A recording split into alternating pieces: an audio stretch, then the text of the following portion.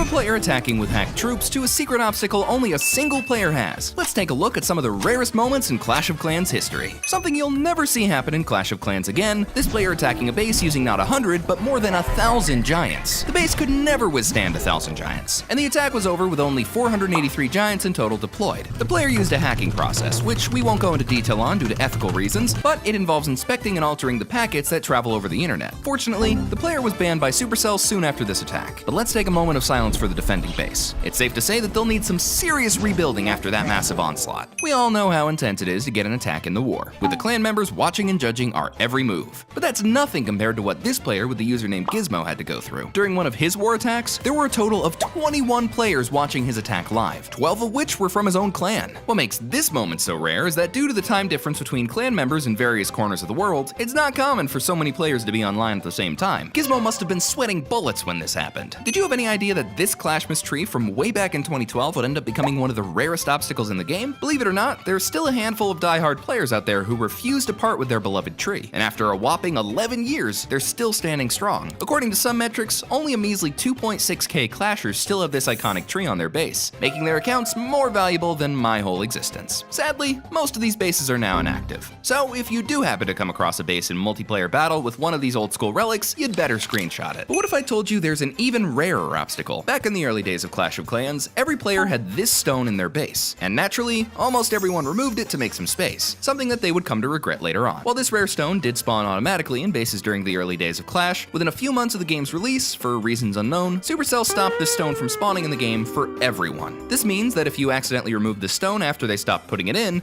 you won't ever get to see it again. So consider yourself the luckiest person in the world if you happen across a base with this rare object. It's not every day that you see a Town Hall 10 player breaking into the legendary leagues, but that's exactly what Joe here managed to pull off. I mean, let's be honest. Climbing up the ranks is tough enough when you've got a maxed out Town Hall 14 or 15 at your disposal, but trying to do it at Town Hall 10, where the strongest troop you have is the miner? Now that's what I call dedication and skill. When you're constantly up against maxed out Town Hall 14s, the key to pushing trophies is clan castle reinforcements and attack strategies that directly target the Town Hall of the opponent. This, as well as multiple days of grinding, are necessary to replicate this rare moment. Using multiple Night Witches in a versus attack is among level 6 Builder Hall users, but this player seemed to run out of luck when he used the same strategy. In this unluckiest attack, or the luckiest defense ever, a single well-placed giant bomb took out all of the Night Witches in one fell swoop, and what makes this moment particularly rare is the strategically placed air bomb, which made quick work of all the bats. It's safe to say that this attack was over before it even started.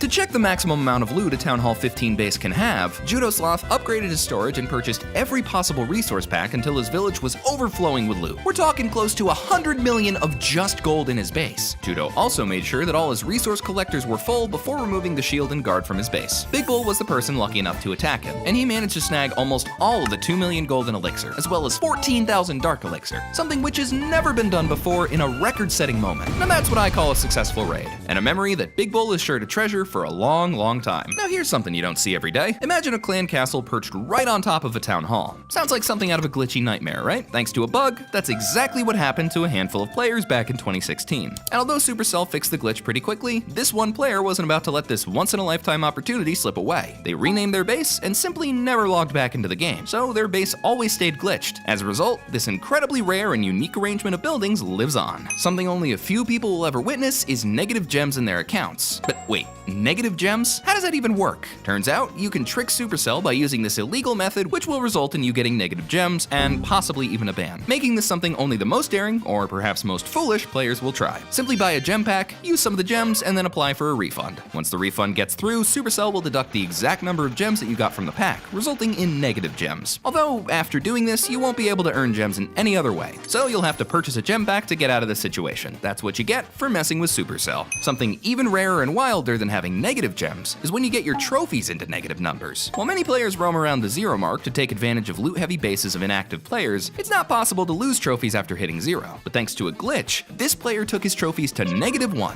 making it one of the rarest moments in the game. To use this glitch, take your trophies all the way down to 0. Once there, simultaneously deploy a troop and press the next button while searching for bases in a multiplayer battle. You'll skip to the next base and also lose a trophy for deploying the troop. Congratulations to this player for having the lowest number of trophies ever. Although, I'm not sure whether to be happy or sad for you. Do you remember when the builder decided to abandon our village and go on a journey of self-discovery? It was a sad moment, but it led to one of the bizarrest and rarest occurrences in the game. As a result of the builder's absence, absence, our troops stepped in and took over the builder's duties. It's pretty fascinating to witness barbarians, giants, witches, and even wizards taking turns upgrading our buildings. To top it off, the builder's icon at the top of the screen changed to reflect whichever troop was currently in charge of the upgrades. Just look at that witch working on the bomb tower. Although, why she doesn't spawn skellies to help her out is beyond me. Can you imagine being part of a clan with more than 50 members? No? Well, that's probably because it's impossible. Except one clan actually did it. They managed to break the 50-member barrier and ended up having 51 members in their clan. It was due to a rare and hard to replicate glitch that happened when 2 players got accepted into the clan at the same time, while there was room for only 1 new member. It must have ticked something in the servers the wrong way, because after this happened,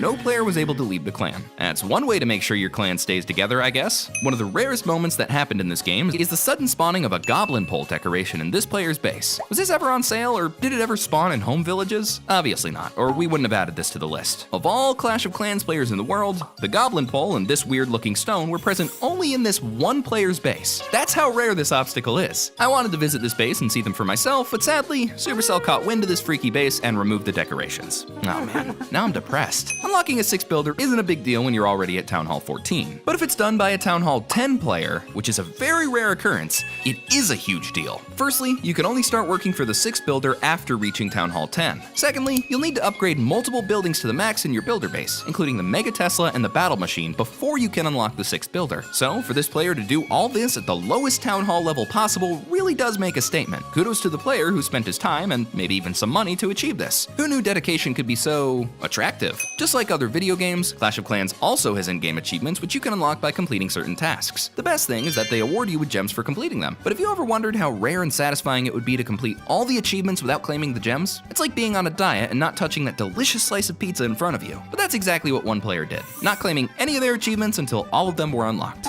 Wow, I need this guy's willpower. People with a level 6 Town Hall aren't supposed to have a high player level, but what do we have here? A player with a level 6 Town Hall at level 202? Are you kidding me? Did they find a secret potion or something? Nah. Turns out this player with the username RenOnV is the ultimate troop donating machine. Donating troops to clan members earns you some sweet XP, and this player must have donated enough to jump a couple hundred levels on the XP ladder. RenOnV, you're like the UNICEF of Clash of Clans, so keep on spreading the love. It seems like some players are determined to push the boundaries of what's possible in Clash of Clans. Who needs to follow the rules when you can place your buildings wherever you want? Thanks to a glitch, these renegade clashers have found a way to put their buildings in unexpected locations, like the sea or the dense forest, leaving a creepy-looking shadow behind. It's done by moving the building to a very precise location in the out-of-bounds area, which allows the building to be placed there. Sadly, this could only be done for a very short period of time, making this glitch extremely rare, as Supercell patched it up real nice, making it impossible to do this now. A base needs gold and elixir, which are kept inside their respective storages to upgrade the various structures. But wait, what's this? Where are the storages in this base? Could this player be a hacker? Turns out that at one point in the game's history, players were able to sell off their buildings, but this feature was soon removed. This player probably sold the storages and never brought them again, even after this feature was removed, making this a rare and one-of-a-kind base in Clash of Clans. Nowadays, a base without storage simply can't exist, nor do you have the ability to sell your existing buildings. What a bummer. Every building requires only one builder to upgrade, obviously.